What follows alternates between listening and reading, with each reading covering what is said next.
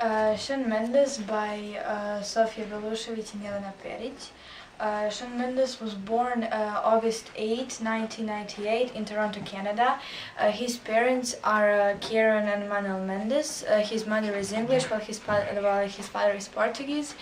He attended Pine Ridge Secondary School and he presented his first album Handwritten in April 2015. His closest friends, such as Camila Cabello, testify that he is one of the kindest and friendliest persons. He is talented for many instruments, and some of them are guitar and piano.